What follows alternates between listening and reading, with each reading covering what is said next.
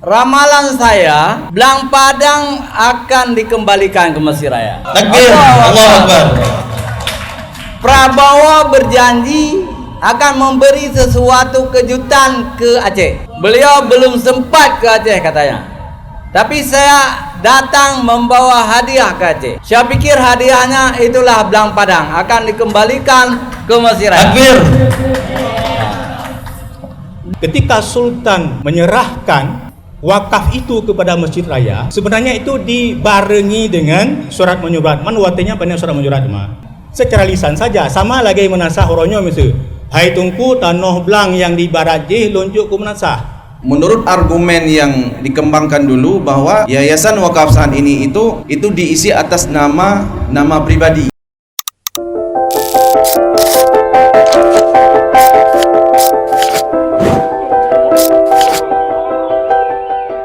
Bismillahirrahmanirrahim. Assalamualaikum warahmatullahi wabarakatuh. Alhamdulillah, summa salatu wassalamu ala rasulillah wa ala alihi wa sahbihi wa man tabi'ahum wa wala. Nashhadu an la ilaha illallah wahdahu la syarikalah wa nashhadu anna sayyidina wa nabiyyana Muhammadan abduhu wa rasuluh la nabiyya wa la rasula ba'dah. Puji dan syukur kepada Allah Subhanahu wa taala yang mana pada Sabtu yang mulia ini kita setelah melaksanakan sholat subuh berjamaah dan kemudian mendengarkan tausiah dan kemudian dilanjutkan oleh ngobrol opini terkini. Ngobrol opini terkini ini saya sampaikan bahwa adalah agenda rutin daripada gerakan pemuda subuh, yang mana pemuda tidak hanya sholat subuh berjamaah mendengar ceramah, namun ada ide-ide kreatif, ada opini yang berkembang di masyarakat dan kemudian kita angkat untuk menjadi sebuah kontribusi positif daripada pemuda kepada masyarakat. Maka sebelum kita mulai, pertama sekali kami ingin mengucapkan ribuan terima kasih kepada sponsor utama kita, yaitu Semia Premium Kopi, Bang Hendra dan seluruh staf yang sudah memfasilitasi ngopi gratis pada subuh yang mulia ini. Kemudian yang kedua kami apresiasi, yang pertama ialah Dr. Andes Haji Amir Hamzah MSI. Beliau adalah Ketua MAA Kota Banda Aceh dan juga merupakan mantan Ketua DPRA periode yang sudah sangat lama. Jadi beliau ini, kalau saya dulu masih kecil, namun saya tahunya beliau ini pengurus ataupun anggota DPRA yang termiskin. Jadi kalau ini kita berikan aplaus semuanya ya. Jadi saya sangat salut karena jarang-jarang ada orang jadi DPRA tapi memiskinkan diri ya, beda. Jadi apapun yang tadi disampaikan oleh beliau ini sangat jujur dalam sejarah. Saya kenal beliau itu karena nasihat-nasihat beliau di Serambi dan juga di Gema Mitur Rahman. Ya, maka pada hari ini kita sangat beruntung bisa menghadirkan beliau di tengah-tengah kepadatan aktivitas sehari-hari. Kemudian yang kedua ada pemateri kita yaitu Ustadz Safwan bin Dadeh SHI MSH, dan beliau juga merupakan anggota pengurus bidang humas dari Dewan Masjid Indonesia dan juga aktivitas di pemerhati wakaf dan tenaga profesional Baitul Mal Aceh. Dan kemudian hadir yaitu Ustadz Munawir Darwis LCMA Al-Hafiz, yaitu wakil daripada Imam Besar Masjid Raya Baitur Rahman yang berhadir pada pagi yang mulia ini. Hadir juga yaitu Ketua Masyuda, wakil rektor UTU yang wakil rektor 3 UTU Aceh Barat Melabuh. Yang kami muliakan semua yang berhadir pada hari yang mulia ini. Saya ingin membuka dialog diskusi kita. Mungkin kita akan buka menjadi sebuah dialog yang kita harapkan semuanya bisa ikut kontribusi. Polemik terkait dengan Masjid Raya Baitur Rahman, polemik terkait dengan tanah wakaf ini bukan sekarang yang menjadi isu. Isu ini sudah sangat lama. Bahkan mungkin sekitar 10 tahun yang lalu sudah mulai dikembangkan. 7 tahun yang lalu juga mulai, namun tahun ini merupakan puncak daripada kegiatan yang sebelumnya sudah diprovokasi. Bagaimana status tanah wakaf Blang Padang ini dan bagaimana kepemilikan serta pengelolaan ke depan. Maka pada hari ini kita menghadirkan para pakar yang terkait dengan status tersebut, dan tentu kita sudah cross check kembali sebelumnya apa yang disampaikan oleh Pangdam Iskandar Muda, bahwa beliau mengatakan bahwa beliau memiliki bukti surat dan dokumen PSP yang menunjukkan pengolahan lapangan Belambangan terdaftar di Kementerian Keuangan, namun status kepemilikan tanah wakaf masih perlu diklarifikasi. Kemudian pengelolaan lapangan, hari ini Kodam Iskandar Muda saya ini mengelola lapangan tersebut dengan baik, melibatkan 30 karyawan untuk menjaga kebersihan dan kerapian lapangan. Pemasukan dari pengolahan lapangan diserahkan kepada Masjid Raya Baitur Rahman. Ini nanti kita akan cross check kembali. Kemudian kemungkinan pengembalian, jika lapangan tersebut bukan milik Kodam Iskandar Muda, maka akan diserahkan kepada pemerintah daerah atau Masjid Raya Baitur Rahman. Kemudian poin yang keempat, peran pemerintah dan masyarakat. Jadi pemerintah Aceh dan masyarakat perlu bekerjasama untuk menyelesaikan polemik ini secara bermartabat dan transparan. Kemudian beberapa solusi yang nanti kita akan carikan, yaitu pertama, mengajukan permohonan resmi, dan ini sudah disampaikan oleh Gubernur Aceh Muzakir Manaf kepada Prabowo tanggal 16 Juni 2025, sekitar 1 bulan yang lalu sudah mengirimkan surat. Dan kemudian kedua, proses sertifikasi tanah wakaf, yaitu untuk memperjelas status kepemilikan yang jelas seperti yang tadi disampaikan dalam ceramah tausiah subuh. Kemudian ketiga, mengembalikan fungsi awal lapangan sebagai tanah wakaf untuk Masjid Raya Baitur Rahman. Maka untuk mempersingkat waktu, kita serahkan kepada Ustaz Safwan Bidadeh untuk menjelaskan terkait polemik tersebut.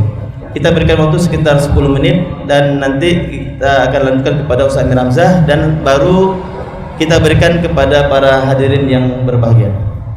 Bismillahirrahmanirrahim. Assalamualaikum warahmatullahi wabarakatuh. Waalaikumsalam warahmatullahi wabarakatuh. Alhamdulillahirabbil alamin wa bihi nasta'in ala umuri dunya waddin. Asyhadu an la ilaha illallah wahdahu la syarikalah wa asyhadu anna sayyidana Muhammadan abduhu wa rasuluh. Allahumma salli wa sallim wa barik ala hadzal nabiyil karim wa ala alihi wa sahbihi ajma'in. Amma ba'd. Alhamdulillah, puji syukur kita kepada Allah Subhanahu wa taala, yang mana pada pagi yang berbahagia ini kita sudah dipertemukan bermuwajahah, bertatap muka dalam satu majelis ilmu tentunya. Tadi kita sudah mendengarkan ceramah yang disampaikan oleh Ustaz Amir Hamzah, dan berikutnya akan kita lanjutkan dengan diskusi. Ini tentu isu yang menarik yang diberikan oleh panitia. Berikutnya salawat beriring salam sama-sama kita sanjung sajikan ke pangkuan alam Nabi besar Muhammad sallallahu alaihi wasallam, tentunya beserta keluarga dan al sahabat beliau sekalian. Tunggu-tunggu yang berbahagia, sebelumnya kami menyampaikan ribuan terima kasih kepada pengurus GPS yang telah mengundang kami dalam kegiatan pagi hari ini. Tentu diskusi kita pada pagi yang berbahagia ini merupakan diskusi berkualitas, tentunya dalam majelis ilmu yang kami hormati.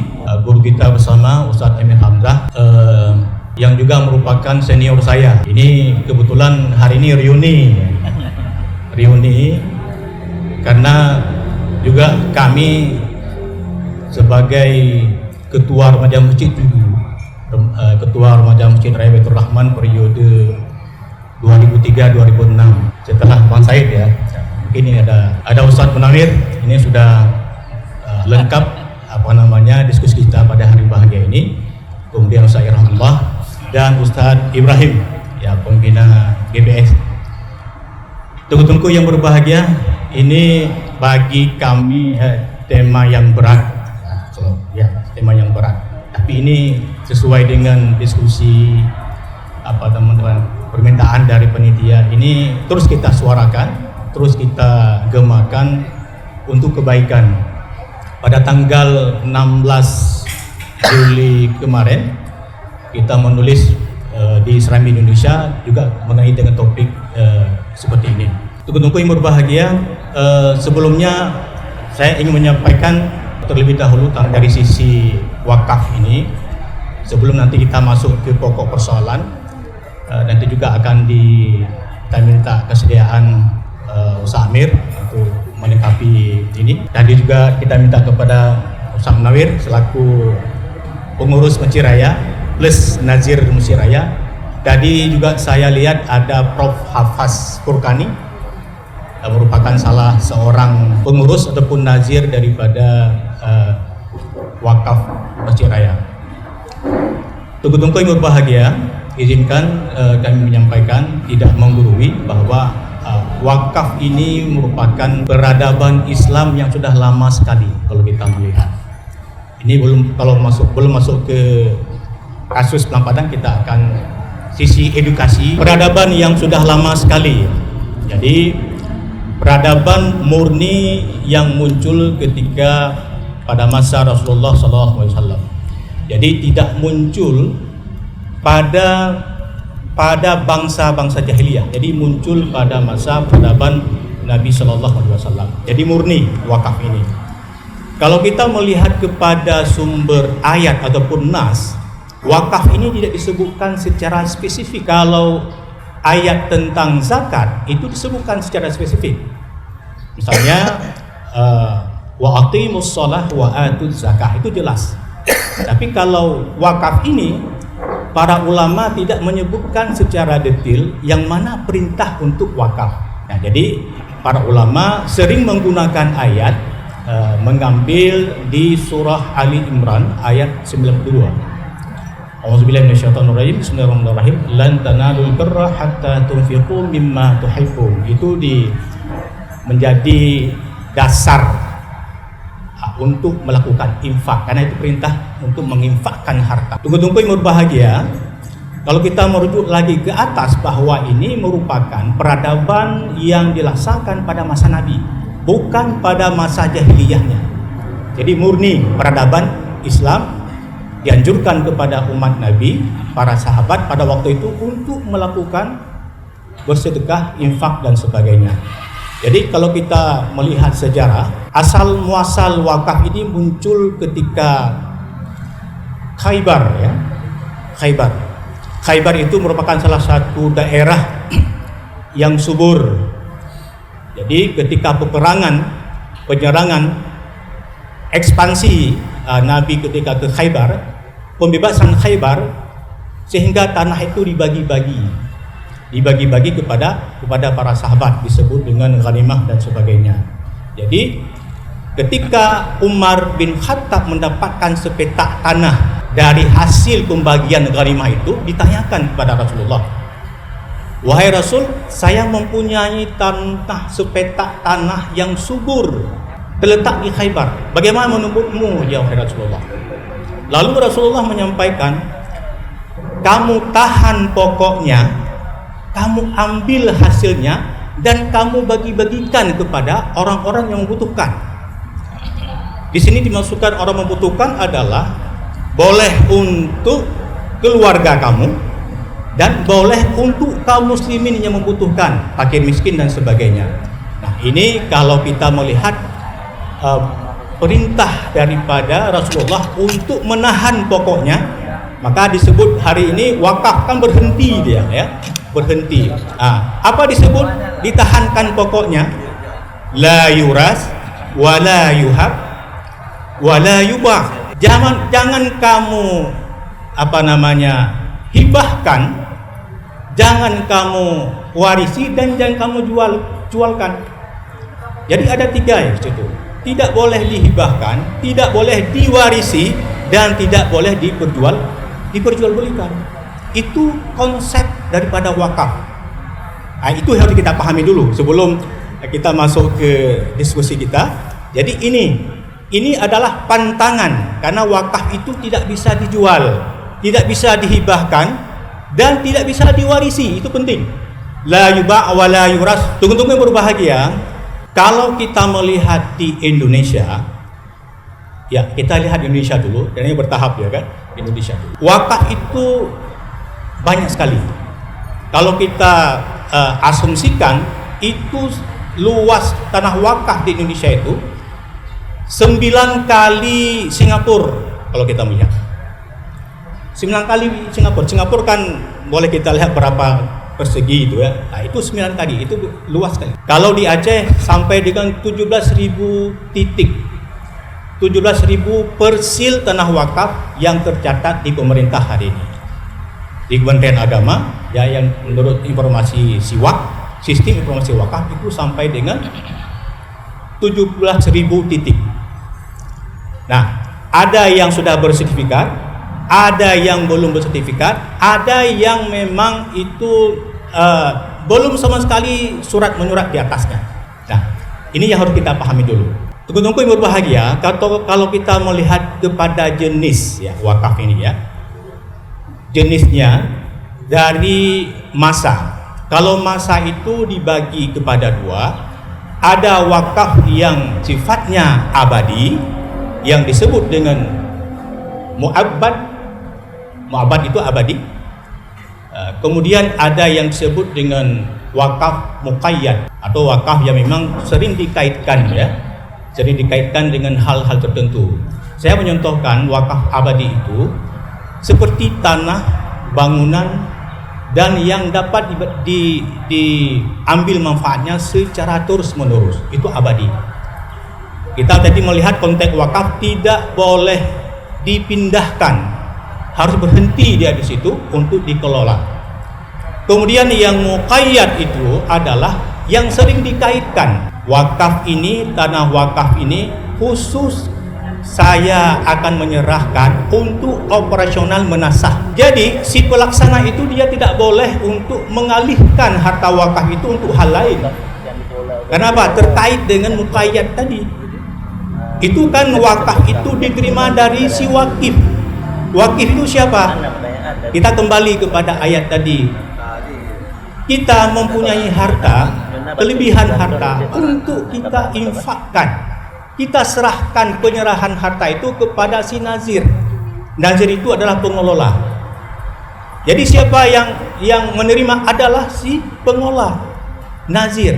Si nazir ini yang nanti yang akan mengelola harta wakaf itu. Tadi saya menyebutkan bahwa ada sekitar 17.000 persil tanah wakaf di Aceh itu yang sudah terdata. Apa tindakan pemerintah hari ini? Karena di situ ada campur tangan pemerintah untuk mengelolanya. Kalau kita melihat regulasi di tingkat nasional itu tertuang dalam Undang-Undang 41 tahun 2004 tentang pengelolaan wakaf. Dan ada turunannya, itu peraturan pemerintah nomor 42 tahun 2006. Jadi itu artinya pemerintah hadir untuk mengurus dan mengelola wakaf ini.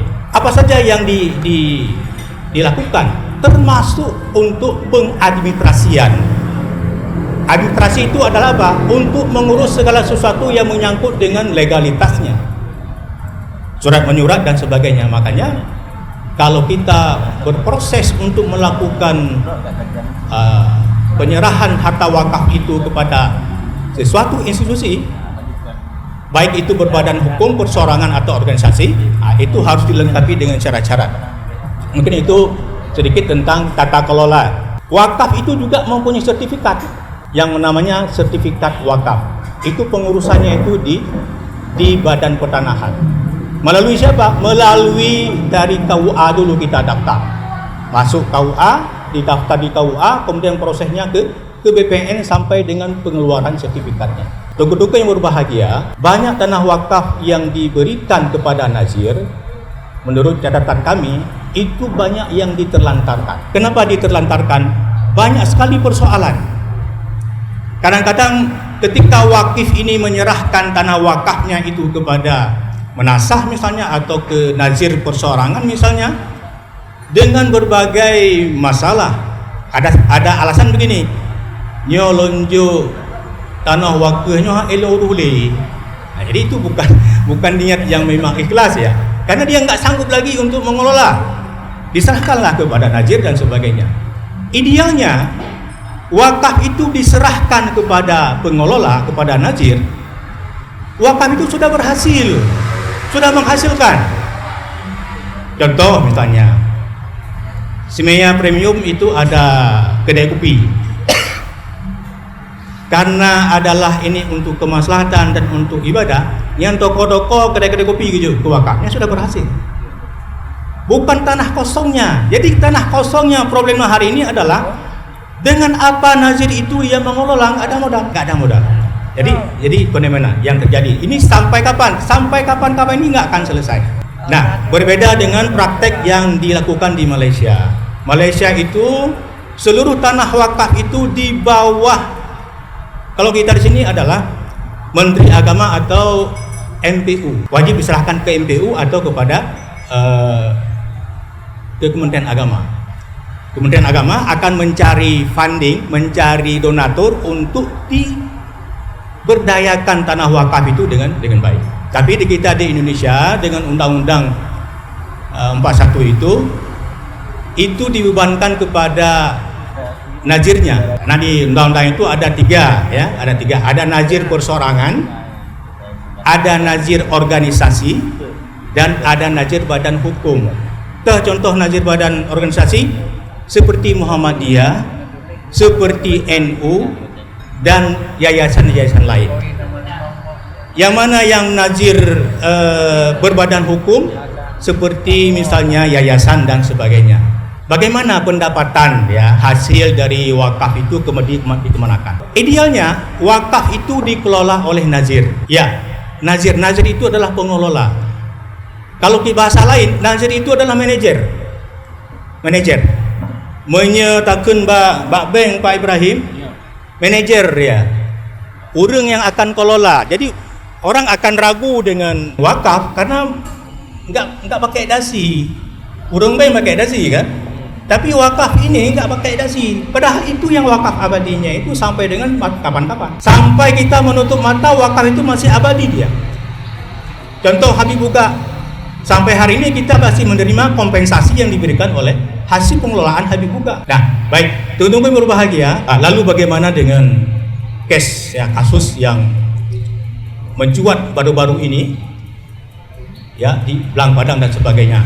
Belang Padang merupakan salah satu kasus, salah satu contoh tanah-tanah wakaf yang ada di Aceh, teman-teman yang berbahagia.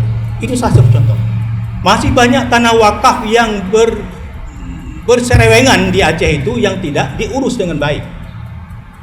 Nah, tadi ya permasalahan yang pertama di nazirnya, kemudian di pemerintah itu juga termasuk jadi PR. Nah, Belang Padang itu kita sudah melihat, sudah mendengar sejarahnya, kisahnya, latar belakangnya bahwa itu adalah wakaf. Itu sudah cukup menandakan bahwa itu adalah wakaf. Ada tokoh-tokoh, ada sejarawan, bahkan ditulis dalam buku yang ditulis oleh sarjana Belanda itu bahwa itu adalah wakaf. Kalau sudah mengiyakan tokoh-tokoh kita itu sampai ke Leiden, itu kemarin pemerintah Aceh mengutus Pak Azhari sama Pak Dadik untuk menelusuri bukti tentang aset wakaf itu. Dapat, tapi bukan bentuk dalam sertifikat, dalam bentuk peta, ya, dalam peta, dan juga termasuk dinyatakan bahwa itu adalah wakaf. Kalau kita menarik sejarah, ketika Sultan menyerahkan wakaf itu kepada Masjid Raya, sebenarnya itu dibarengi dengan surat menyurat. Artinya banyak surat menyurat secara lisan saja, sama lagi menasah oronyo misalnya. Hai tungku tanah belang yang di Barajih lonjuk ke menasah. Nah, itu hari ini juga terjadi di kampung-kampung. Siapa yang menjabat sebagai imam menasah, dia yang akan mengelola tanah wakaf. Istilahnya tanah untuk ibu yang pengelola menasah atau masjid ataupun imam hari ini. Itu diwakafkan. Tanahnya untuk jerih, untuk upah imam menasah ataupun lampuhnya tanaman-tanaman muda, itu dikelola oleh imam. Itu yang terjadi juga di masjid raya. Tanah wakaf itu yang Belang Padang itu, saya Bang Amir, cuma satu nama yang tertera yang teringat saya itu Desa Arafah dulu. Jadi disampaikan oleh Pak Amir ada nama-nama lain, Belang Gajah dan sebagainya. Tapi saya teringat Desa Arafah saja. Begitu sebelumnya tahun berapa itu. Jadi maksud saya tidak ada surat menyurat. Kalau kita melihat pada zaman Kesultanan itu ada satu kementerian yang mengurus bidang wakaf. Itu saya dapatkan bacaan dari catatan kaki Senok Hokronyo dalam bukunya bahwa dalam silsilah kerajaan Aceh dulu ada namanya satu wazir ya, kementerian yang khusus untuk mengelola wakaf. Ini kuat sekali kalau kita melihat. Nah, kalau catatan ini tertera bahwa itu tercatat di Leiden saya sampaikan tadi, ini menjadi bukti kuat kalau kita hubungkan dengan aturan Republik Indonesia hari ini. Karena ada satu kesepakatan bersama bahwa di bawah tahun 1977 sebelum Undang-Undang 41 ini, itu tanah wakaf yang tidak mempunyai si wakif ini adalah orang yang menyerahkan wakaf. Undang-undang di tahun 19 di bawah 77, tanah wakaf yang tidak mempunyai wakif dan ahli waris itu bisa didaftarkan kepada pemerintah untuk mendapatkan sertifikat. Dengan syarat apa? Dengan syarat bahwa tokoh masyarakat ada bukti yang disampaikan itu sudah cukup untuk didaftarkan sebagai aset wakaf. Mudah sekali, apalagi dengan negara nanti, ya kan? Apalagi sudah tercatat di bawah Kementerian Keuangan. Kenapa ini menjadi catatan Kementerian Keuangan? Nah, ini nanti saya akan sampaikan. Mungkin ini hanya pengantar saja, nanti akan saya sampaikan. Terima kasih. Assalamualaikum warahmatullahi wabarakatuh. Kemudian kita mintakan kepada Ustadz Nawi Darwis selaku Wakil Imam Besar Masjid Raya Baitur Rahman. Ada pertanyaan Ustadz, ini kalau sekiranya dikembalikan ke Masjid Raya Baitur Rahman, apakah Masjid Raya mampu mengelola tanah wakaf ini secara profesional dan manajemen yang bagus? Dan kemudian ada yang menanyakan terkait dengan aset-aset tanah wakaf sekarang yang dikelola oleh Masjid Abdul Rahman. Ini saya bacakan komentar netizen di akunnya Ustadz FB-nya Ustadz Safwan Midade, yaitu ada yang menanyakan terkait dengan aset-aset daripada tanah wakaf yang sekarang dikelola oleh Masjid Abdul Rahman. Karena ini kita menargetkan insyaallah akan dikembalikan kepada masyarakat Aceh, terutama kepada Masjid Raya. Tafadhal Ustaz. Alhamdulillahirabbil alamin.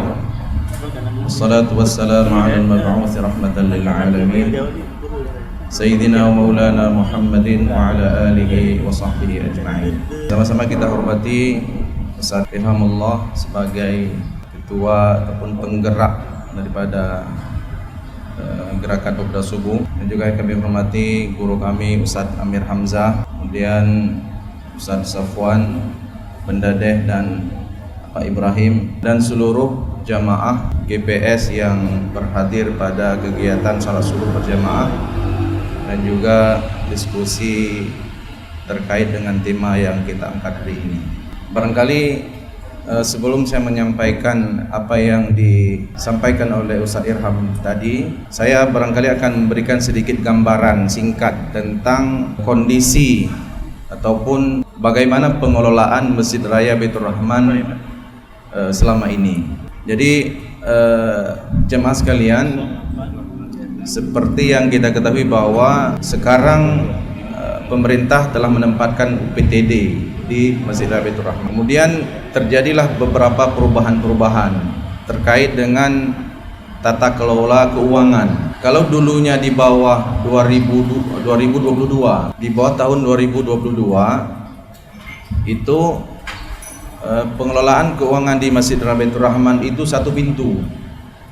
Maksud satu pintu adalah di situ sumber dana dari wakaf dan sumber dari infak itu dikelola oleh bendahara. Itu di bawah 2022. Pemasukan dari sumber wakaf dan sumber dari infak itu satu. Jadi terkait juga dengan yang Ustaz Irham tadi, bahwa memang nazir sekarang ini itu yang diketuai oleh Imam Besar Profesor Arsman Ismail, itu pernah merilis dulu sekitar setahun atau 2 tahun yang lalu di media tentang atau terkait dengan titik-titik aset wakaf. Nah, itu dulu, titik-titik aset wakaf Baitur Rahman. Kalau tidak salah saya, itu ada sekitar 30-an lebih. Itu meliputi ada toko, kemudian rumah dan tanah kosong. Beberapa titik tanah kosong. Itu disebutkan semua di situ. Kemudian jamaah sekalian, juga perlu barangkali untuk pemahaman kita semua terkait tentang tata kelola keuangan di Masjid Baitur Rahman. Kemudian saat ini setelah hadirnya UPTD, kemudian pengelolaan keuangan itu barangkali kalau saya sebutkan itu 4 sumber terkait dengan Baitur Rahman. Yang pertama sumber dari APBA untuk pembangunan ataupun untuk rehab yang dalam skala besar, seperti misalnya payung yang sedang direhab sekarang yang sedang diganti daun payungnya itu angka miliaran, itu di bawah APBA yang dikerjakan oleh Perkim sekarang. Kemudian sumber dari Baitur Rahman sendiri sekarang dibedakan atau dibagi 2. Yang pertama terkait dengan tarif, yang namanya tarif itu dikelola oleh UPTD.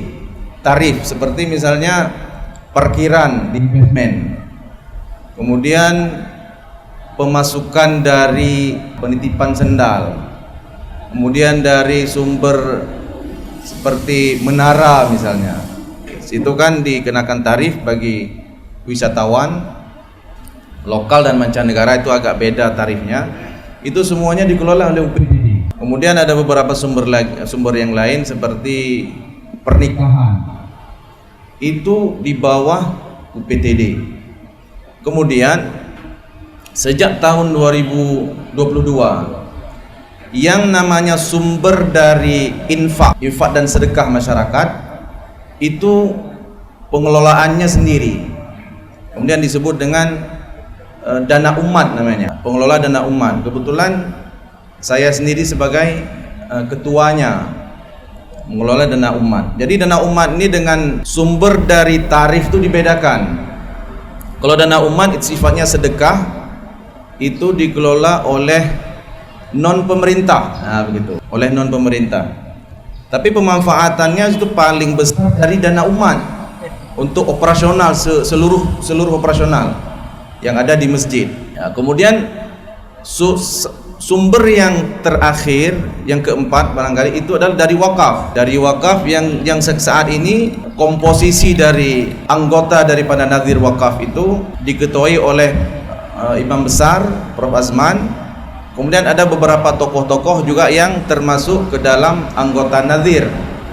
Barangkali seperti yang disebutkan oleh Ustadz kita tadi, ada Profesor Hafaz Burkani. Jadi beliau itu sebagai bendahara di wakaf Masjid Raya. Juga ada tokoh-tokoh mantan-mantan pejabat, ada beberapa orang juga terlibat di situ. Juga ada akademisi seperti Prof Alyasa Abu Bakar dan lain-lain. Pertanyaan daripada Ustaz Irham tadi, memang apakah misalnya ketika nanti dikembalikan Belang Padang itu apa sanggup mengurus? Saya pikir dalam konteks ini saya tidak berkapasitas untuk menjawab, karena juga terkait dengan Yayasan Wakaf Masjid Raya juga dari pihak pemerintah ketika dulu masa Pak Bustami juga pernah membuat satu yayasan wakaf yang diinisiasi oleh pemerintah. Di situ komposisinya ada gubernur dan perangkat pemerintah lainnya.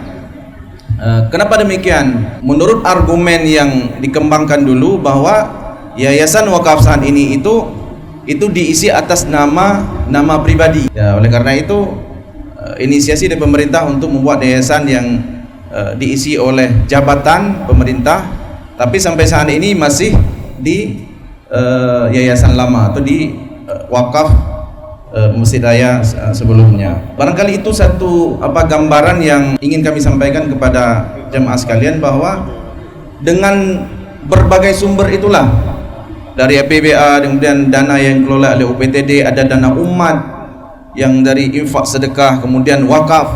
Baru-baru ini mungkin bisa jamaah sekalian lihat ketika perbaikan atap, perbaikan plafon masjid yang sering kebanjiran, itu sumbernya dari wakaf, sumbernya dari wakaf Masjid Raya Baitur Rahman. Barangkali itu dulu sebagai gambaran untuk kita semua, dan bisa nanti kita diskusi lebih lanjut. Demikian, wassalamualaikum warahmatullahi wabarakatuh. Jadi polemik sekarang ini rasa-rasanya semakin lama semakin panas ini, Ustaz Amir.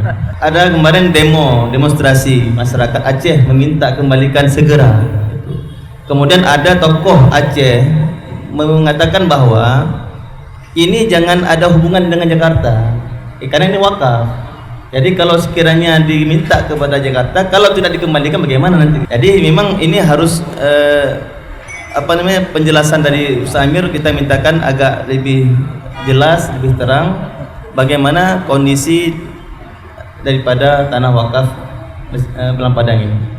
Kami persilakan. Assalamualaikum warahmatullahi wabarakatuh. Alhamdulillahirabbil alamin, wassalatu wassalamu ala Muhammadin sayyidil mursalin wa ala alihi washabihi ajmain. Saya ingin memperkenalkan Safwan bin Dadi. Beliau adalah kader saya. Saya ketua umum ketiga, ketua remaja Masjid Raya Baitur Rahman, dan Pak Safwan Idris ketua umum kelima, ya. Kelima. Safwan Idris. Oh, Safwan bin Dadi. Pak Safwan Idris itu dosen kita almarhum, ya. Tapi karena saf itu kalau salat di saf pertama beliau. One bahasa Inggris, satu saf pertama. Jadi banyak kali pahalanya beliau deh. Itu kalah Pak Imam. Pak Imam pahalanya kurang hari akhirat karena gajinya besar kali. Baik, saya singkat saja. Saya punya keyakinan, hakul yakin. Ini pemikiran transendental, pemikiran ramalan saya ke depan, ya. Ramalan saya, Belang Padang akan dikembalikan ke Masjid Raya. Takbir, Allahu Akbar. Prabowo berjanji akan memberi sesuatu kejutan ke Aceh. Beliau belum sempat ke Aceh katanya, tapi saya datang membawa hadiah ke Aceh. Saya pikir hadiahnya itulah Belang Padang akan dikembalikan ke Masjid Raya. Takbir. Dan hari itu saya akan ceramah di Masjid Raya. Saya minta kepada seluruh masyarakat Aceh dan Indonesia untuk mencalonkan kembali Prabowo jadi presiden berikutnya. Itu hadiah dari masyarakat Aceh. Kita pilih kembali kecuali beliau sudah sakit. Dan kita imbau masyarakat Aceh supaya memilih Muzakir Manaf kedua kali juga. Karena beliau juga berjasa kalau Belang Padang dikembalikan ke Masjid Raya. Insyaallah, ya. Insyaallah ini ramalan. Tapi ramalan bukan orang biasa. Ini orang-orang yang dekat hatinya dengan masjid kita semua. Jadi doa Ustaz Munawir diterima oleh Allah. Ini contoh. Ustaz Munawir sudah 4 tahun berdoa supaya Gaza tidak jatuh kepada Israel. Dalam doanya, dalam qunut nazilahnya, setelah salat berdoa diterima oleh Allah. Kita di luar dugaan kita, kekuatan ada di Iran sehingga Israel porak-poranda. Itu salah satu doa Ustaz Munawir. Ya, orang muda sudah jadi Hafiz Quran. Al-Hafidh 30 juz. Dan sekarang wakil imam besar. Kalau imam besar mangkat, otomatis jadi imam besar. Allahu Akbar. Orang muda sudah berprestasi luar biasa. Jadi semua orang yang pernah main-main di halaman Masjid Raya, semua akan menjadi orang terkenal. Safwan bin Dade ini remaja Masjid Raya. Sekarang orang penting di Baitul Mal, ya kan? Dr. Amirin, Muslim Amirin. Sekarang dekan ya. Di Dawson MIPA. Betul ya, Dawson MIPA ya. Dokternya dari Australia. Itu remaja Masjid Raya yang saya marah-marah dulu. Sekarang saya hormati. Oh, beliau lebih hebat dari saya. Memang luar biasa. Makanya saya ulangi tadi, Ustaz tidak dengar. Saya bilang sama khadam-khadam bekerja keras. Awak ada damang surga dengan imam besar kalau. Dengan Ustaz Munawir awak ada damang surga. Kejut orang-orang ikhlas hana berlenama, hana kerja lillahi taala lebih awal kepada damang surga orang akhirat. Kalau Ustaz Amir belakang kepada damang surga. Karena ada ceramah kebayu. Ustaz Munawir jadi imam ceramah juga beliau kebayu sih, ya kan? Kadang-kadang gekoh pala dia. Tapi punya khadam ya urang semampu urang yang dekat hana gekoh malah gelipat gandakan pahala. Maka bersemangat awak yang kerja lembaga hakian lu. Okey, bayang-bayang tak begah. Indun optimis Prabowo akan berpihak kembali kepada rakyat Aceh. Prabowo akan mengembalikan Belang Padang kepada Masjid Raya Baitur Rahman. Allahu Akbar, takbir. Allahu Akbar. Hanya di sini dulu saya kembalikan. Masya Allah, nyo singkat, jelas dan padat. Nyo Prof Amir Begahaba yang luar biasa. Terima kasih Ustadz Amir yang sudah memberikan testimoni ataupun penyampaian yang luar biasa. Kemudian kita mintakan kepada para hadirin 5 orang yang memberikan masukan, tapi kita batasi karena waktu singkat dan ramai yang minta. Kita buka untuk 5 orang, tapi setiap orang 3 menit.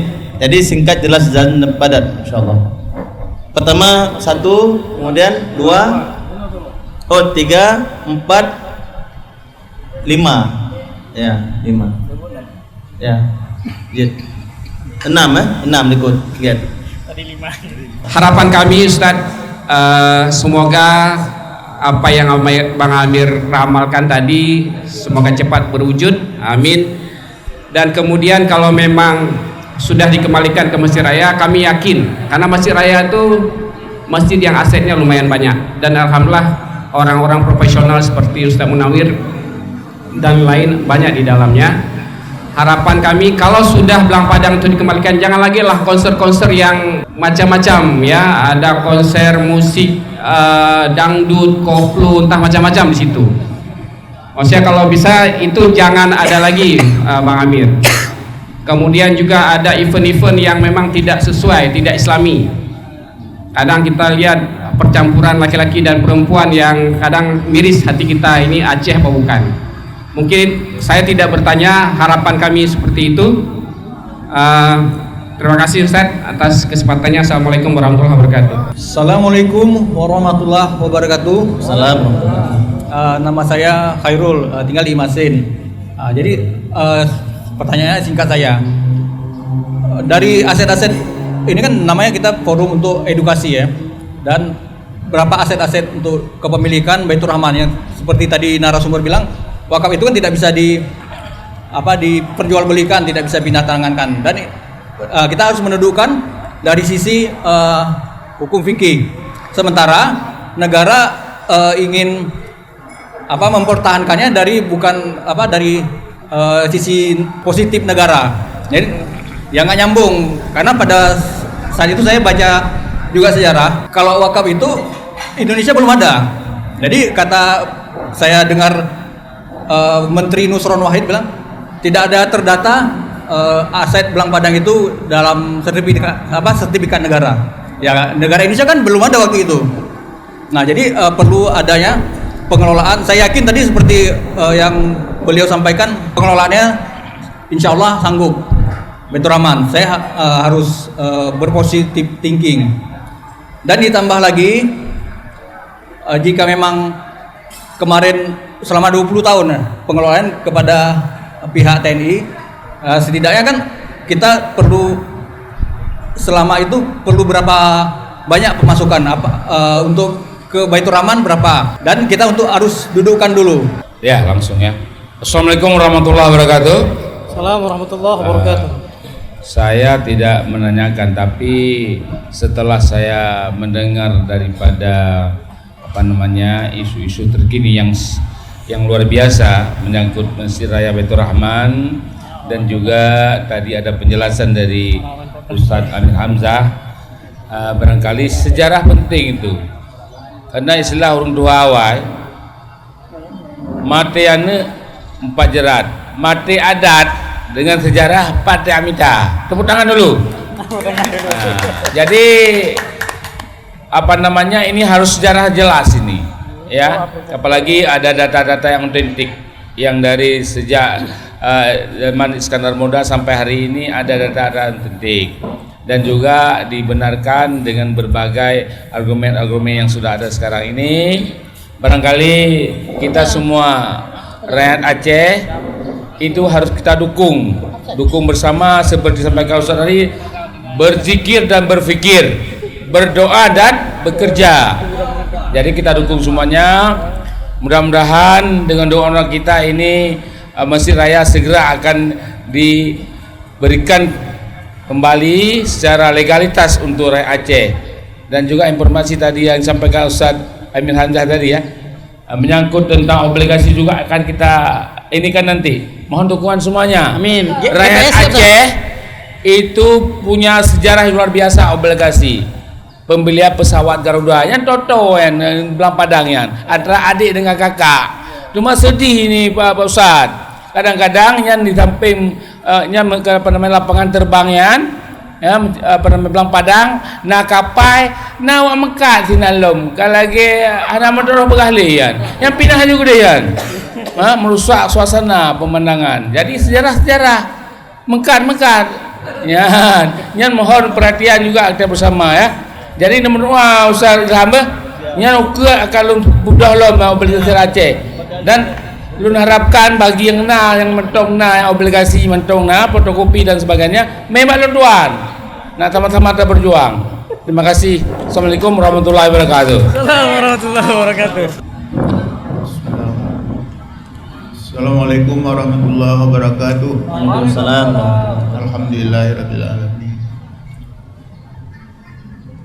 Saya tidak bertanya, cuman ada sedikit usul.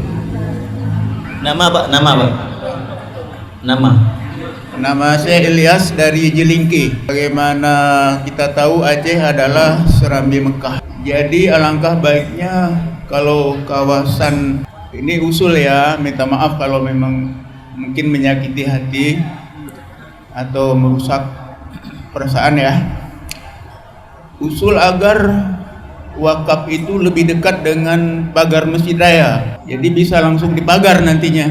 Misalnya depan Masjid Raya itu kan banyak pertokoan. Alangkah baiknya kalau pertokoan itu yang dijadikan halaman Masjid Raya, karena halaman Masjid Raya semakin sempit kelihatannya. Kedua, di belakang Masjid Raya itu ada rumah-rumah yang kecil-kecil. Perkotaan akan kumuh kalau perumahannya kecil-kecil, dekat Langgar Batu ya, Kampung Baru.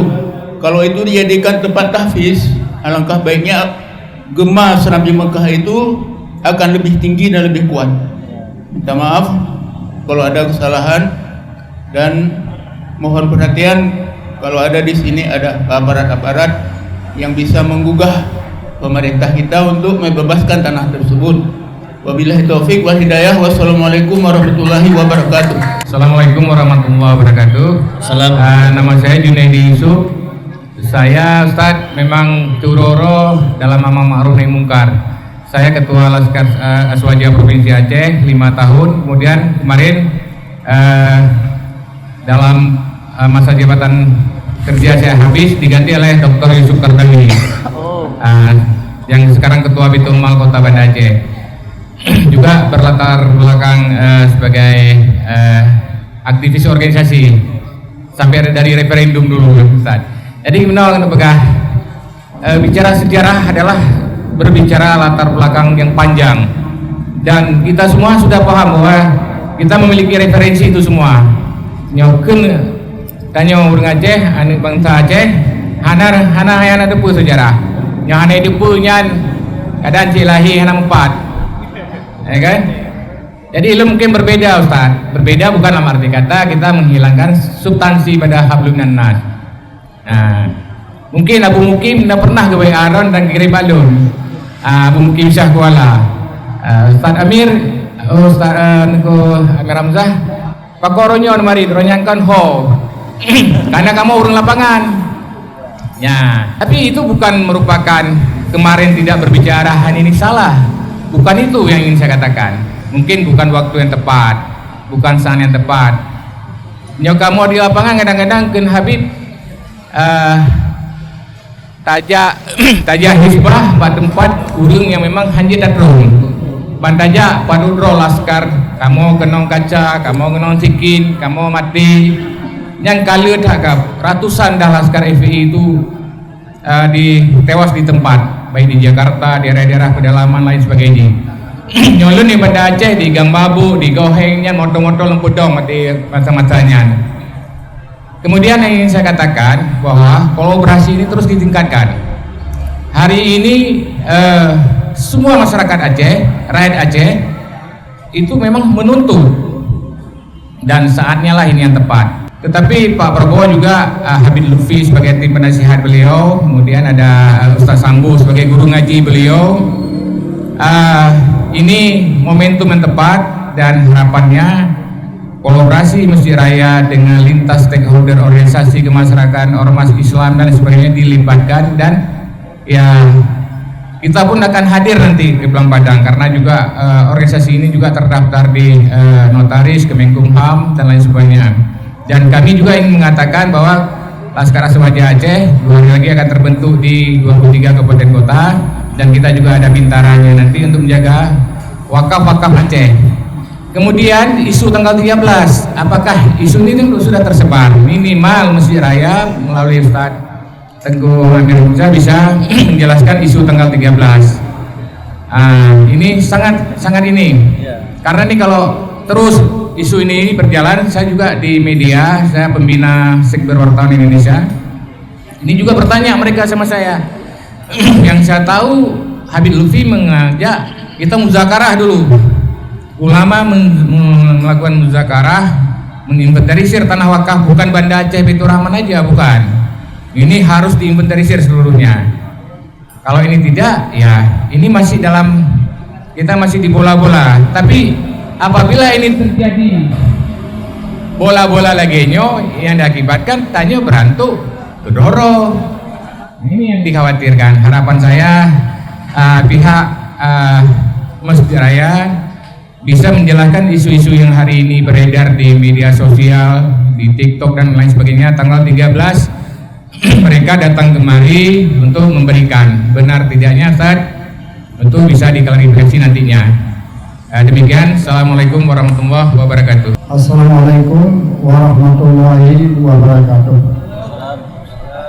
Syukur kepada Allah Subhanahu wa taala karena kagumi kesempatan oleh Allah taala ke generasi dan nyonya yang hana tawakaf, tetapi gebi pahala sama lagi wakaf apabila ditanya sama-sama tapi ke untuk tak selamatkan wakaf dan tak kembangkan wakaf. Nun ya adik letting daripada Tumpang Alhamdulillah. Tapi cuma kekurangan lu hantar berkecimpung lah pemerintah Indonesia. Lu lebih kurang belum turun di Malaysia. Jadi di Malaysia punya harta wakafnya yang dikelola oleh Perkim. Dikelola oleh Perkim dan dikembangkan. Mungkin tanah wakaf yang umumnya awalnya nak kuasa di Pulau disatukan, dipegat tabo deret bangunan. Jadi kitanya pribadi lo daripada sejarah awal-awal gedanya ke Indonesia nyo hana sabibu. Karena bakal bukan hana sabibu. Letak tanah wakaf dia. Dike rumah bebeo wakaf le urang nyogak wakaf. Jadi hana sabibu.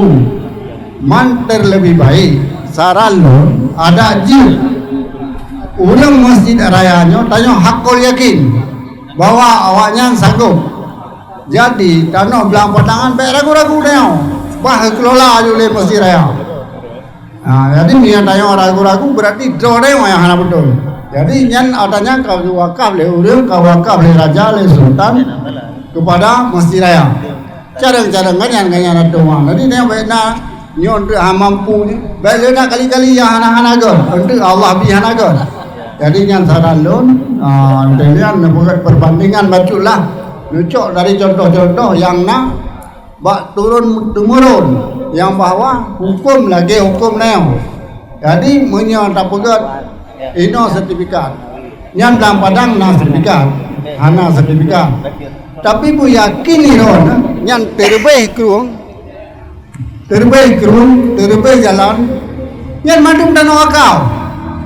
Jadi hana keidharkan yang wakaf, tapi yang urang raja ataupun urang-urang yang kelola oleh sago ada bahasa ini nyatanya ke pula bateri yang kau lele urang katin ke pega-pega bateri yang ke pega cacat tempat semayang. Jadi hana gak peganya wakaf ceunya nyata ke pega.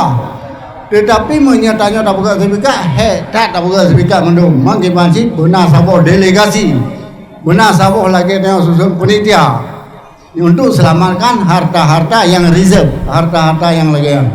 Demikian, assalamualaikum warahmatullahi wabarakatuh. Saya memang melihat ada masalah kemarin pas Ramadan, bahkan setiap Ramadan saya lihat ada konser di situ di Belang Padang gitu. Setiap Ramadan itu. Ini saya dapat dari Imam Masjid Raya juga.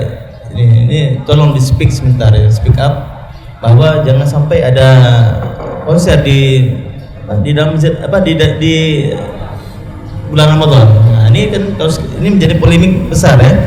Jadi mudah-mudahan setelah nanti selesai polemik ini bisa dikembalikan ataupun diatur bagaimana nanti ke depan bisa lebih bagus lagi pengolahan tanah wakaf. Kemudian dari Pak Khairun Imasin ya, yang tadi sudah sampaikan terkait dengan wakaf sudah ada sebelum ada GRI dan sebagainya.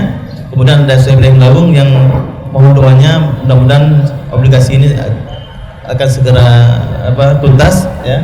Kemudian ada Cik Ilyas dari Jilingke, usul wakafnya di depan Masjid Raya dan di belakang itu bisa dibebaskan dan untuk diberikan kepada Masjid Raya Abdul Rahman ya.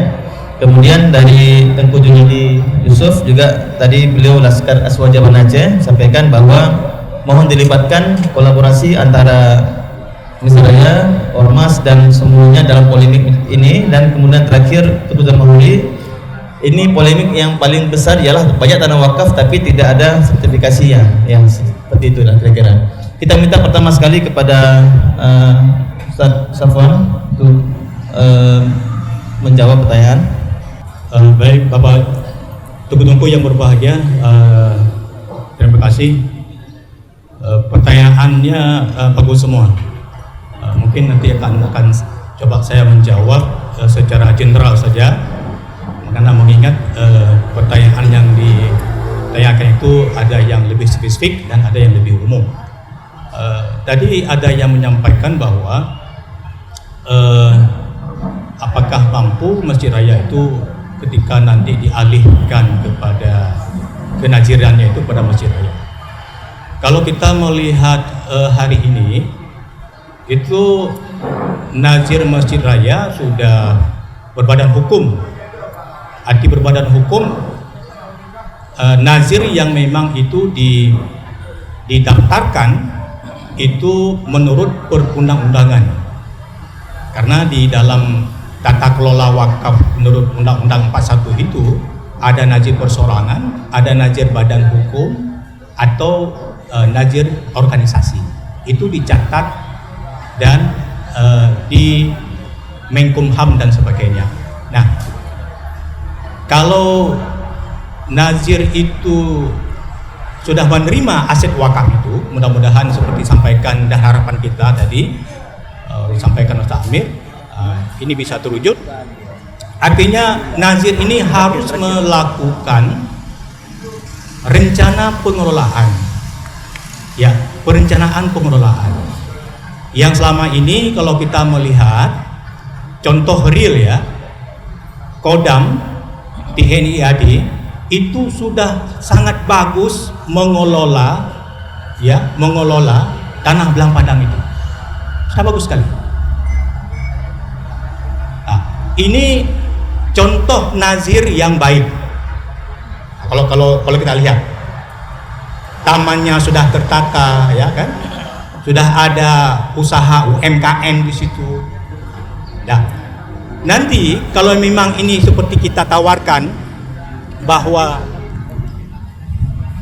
ya, kalau memang nanti seperti yang kita tawarkan nazir Masjid Raya, ini andai kata ya, disampaikan tadi bahwa kalau memang nanti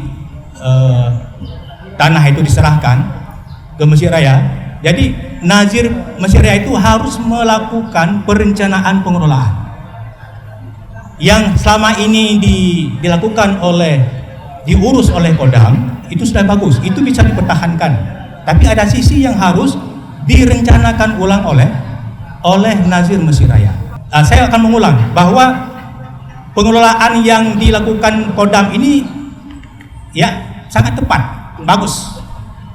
Pendapatannya, asetnya, karena kan begini, barang yang dicatat di bawah keuangan negara atau di bawah Kementerian Keuangan Negara itu pemasukannya itu diserahkan kepada negara,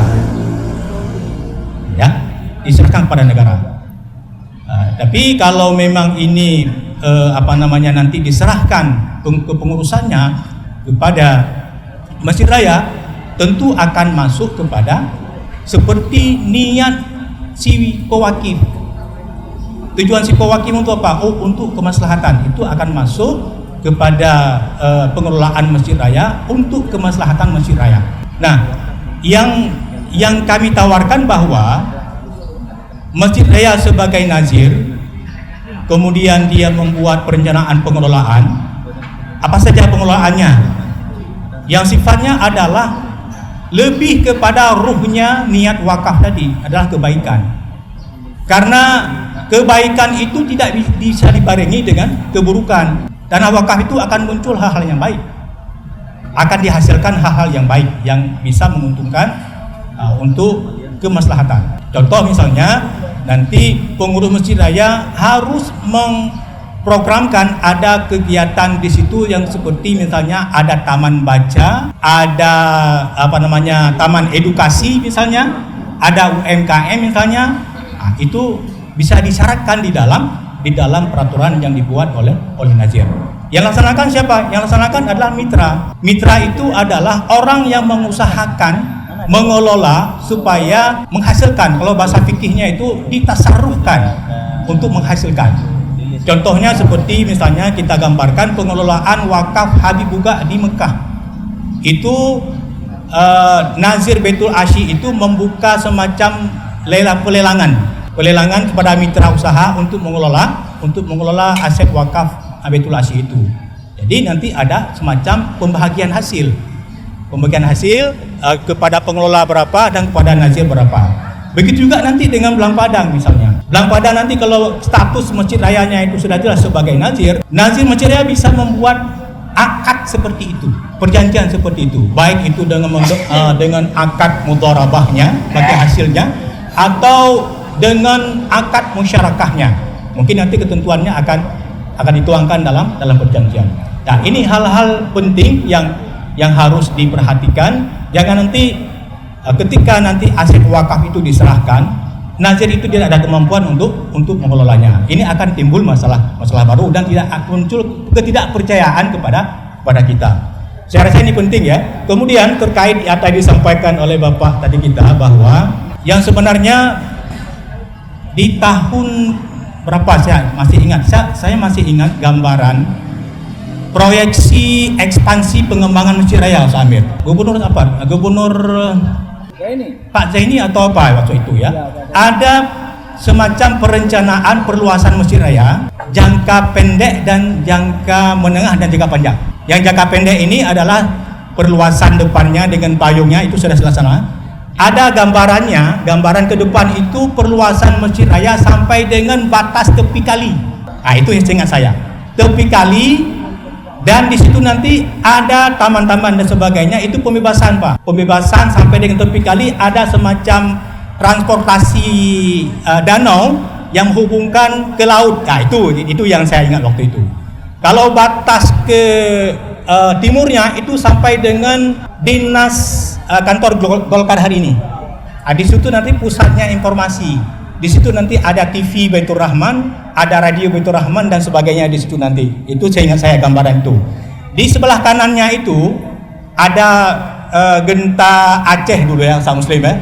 Genta Aceh dan apa namanya yang toko baju itu Barata ya, Barata. Nah, itu disebut semacam hall di situ nanti. Ada hall untuk resepsi pernikahan dan Hotel Aceh. Yang bekas Hotel Aceh dulu di situ nanti akan dikembangkan Hotel Aceh juga.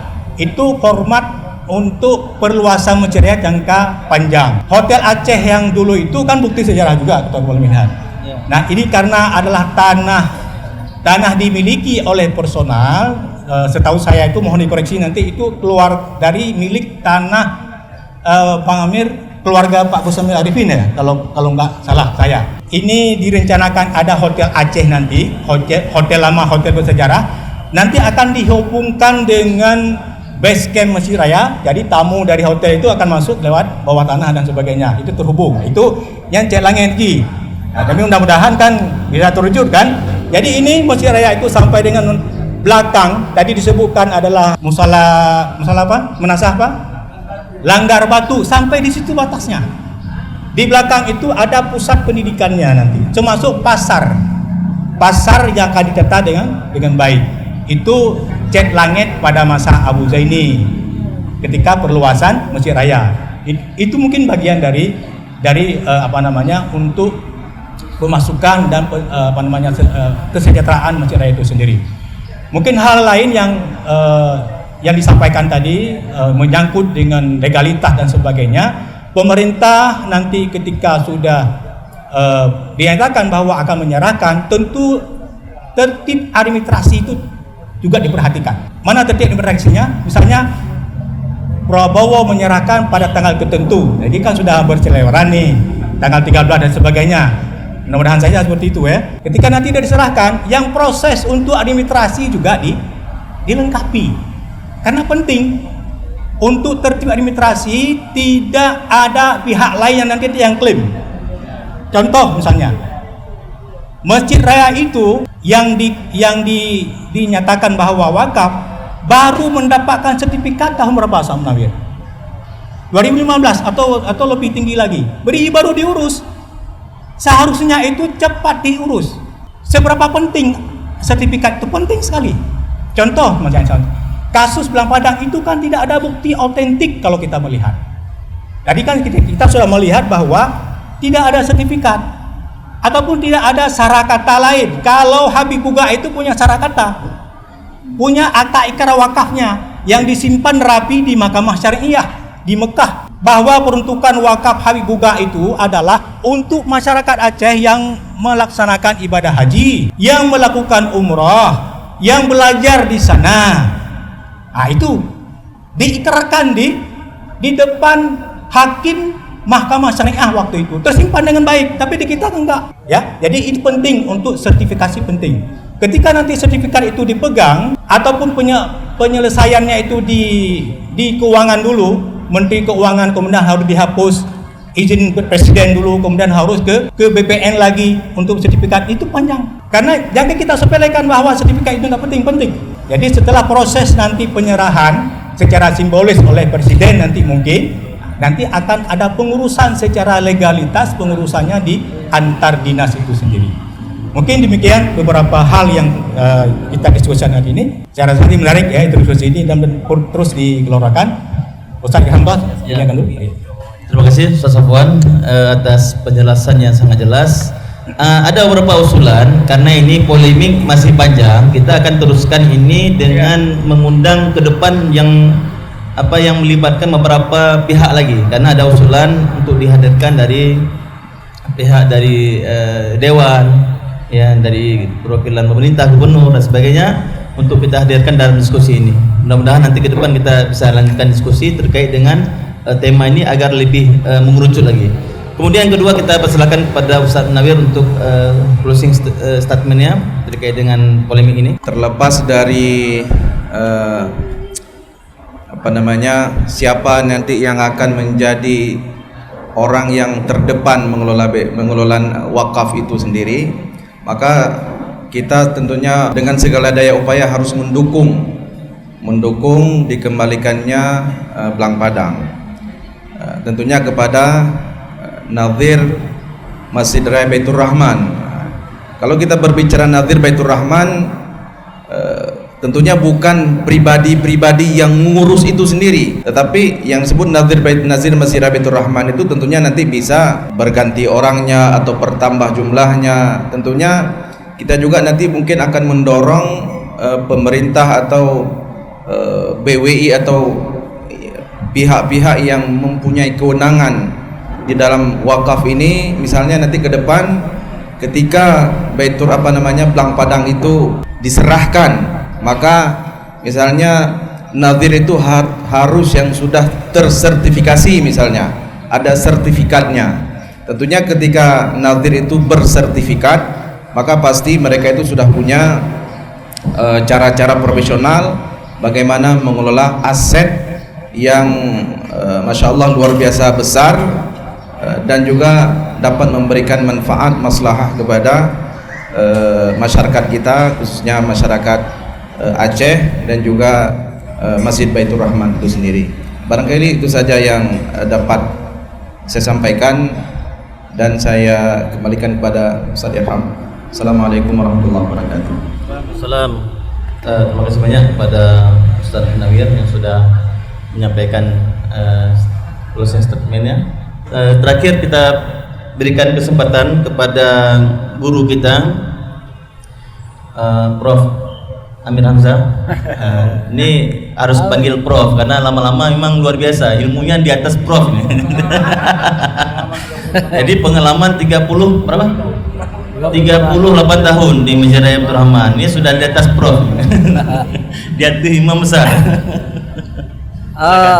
Saya senang disebut Prof. Arti Prof itu bahasa Belanda orang tua. Jadi saya sudah tua, aja Prof. Jadi Profesor itu bahasa Belanda guru besar tua. Ya, jadi yang sudah tua itu profesor semua. Tapi di sini juga ada profesor saya, Profesor Muhammad Ilyas. Saya tertarik dengan usulan beliau tadi, dan itu memang seperti dikatakan oleh Pak Safwan bin Dade, itu jangka panjang, Pak. Jangka panjang. Seandainya terpilih kembali Dr. Zaini, sudah jalan juga. Tapi sayang beliau tidak terpilih kembali, justru kemudian dikalahkan oleh siapa? Irwandi kedua kali. Jadi ada dua doktor, dua gubernur yang tidak jujur, akhirnya masuk penjara. Saya jadi saksi, karena saya wartawan Serambi Indonesia. Malam pertama dilantik Abdullah Putih, saya ke Meligo. Saya wawancara beliau. Beliau berjanji kepada saya tulis di Serambi, beliau akan memperluas, membebaskan satu deretan toko lagi di belakang Masjid Raya. Ternyata beliau ingkar janji, masuk penjara. Iya, karena Masjid Raya itu keramat Masjid Raya itu. Yang kedua, Bapak Irwandi ini mohon maaf kalau ada pendukung Pak Irwandi, juga berjanji dengan saya akan membebaskan satu toko, satu jalan lagi di Masjid Raya. Tapi tidak juga dua kali beliau ingkar janji, masuk penjara. Kalau mualim nanti, tapi belum berjanji dengan saya, masuk penjara. Orang-orang yang ingkar dengan Masjid Raya, karena di Masjid Raya orang gila saja diterima doanya. Itu Muslim Amirin cerita tadi. Suatu ketika setelah salat asar, saya turun dari tangga, ada seorang gila perempuan. Tengku nubi peng 10 ribu, luna aja kopi. Kebetulan 10 ribu peng lonjo ju. Bang kecap po ke. Ya Allah yang Tuhanku, bumerempak berlepah orangnya jai aji. Dan bumerempak inang tari ke. Jadi yang pertama amin lu, kedua halun je pengeh urinang tu. Karena lu enggak leleng rumah tangga. Tapi 2 bulan le ke le urang pengoyan, le panggil le imam besar Pak Surya Hamzah. Tonyo rona Haji. Haji Abidin atas biaya dinas.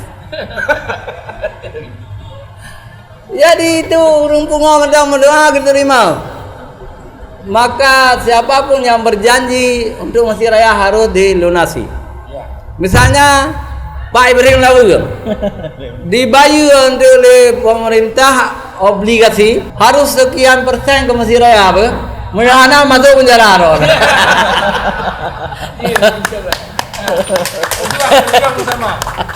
Yang terakhir, jadi bono gekun ayat nyen juz kedua ya, lan tanalul birra hatta tuhibbu ma yunfiqun. Juz 4 lah. Belum berbuat kebajikan katanya rugolom tajuk harta yang cintai untuk tawakafkan. Nyo perlu bantuan untuk pemuda subuh. Urun-urun yang lepan nebuh jaket ke pemuda subuh. Ya, plus semua. Karena kebutuhan dana di pemuda subuh. Ke jemaah berkah dalam tepuah-tepuah roh ada masalah. Kamu na agnia. Doke Haji Abdul Salam hoga. Tapi ke pemuda lagi warung termulianya. Warung Semea Premium. Kamu laki ba Allah beri ke warung yang paling maju di mana Aceh. Amin. Karena sedekah banyak cukup le. Ya. Jemaah banyak hanan doa bapeng ke jemaah berkah 3 je je. No mental mikir kau mada lebih kurang lu laki Pak Ranum yang hana merah, Pak Penerah yang hana baju. Pak Tutu yang hana salah menyokon Pak Awai pasti Pak Dudo. Assalamualaikum warahmatullahi wabarakatuh. Akhirnya saya selaku moderator mengucapkan permohonan maaf atas ada kesalahan dan sebagainya, dan kami ucapkan ribuan terima kasih kepada pemateri yang sudah berhadir pada subuh yang mulia ini. InsyaAllah kita akan tutup majlis ini, ngopi ini dengan deklarasi pemuda. Wabillahi taufiq wa hidayah. Wassalamualaikum warahmatullahi wabarakatuh.